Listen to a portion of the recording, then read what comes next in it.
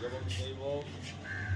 மகிமை நிறைந்த நல்ல தகப்பனே, 2024 ஆண்டிலும் திருத்தோலை பவனியாக ஆண்டவரே எங்களுடைய கிராமத்திலே வீதி வழியாக செல்வதற்கு எங்களுக்கு பாராட்டின நன்மைகளுக்காக நாங்கள் நன்றி செலுத்துகிறோம்.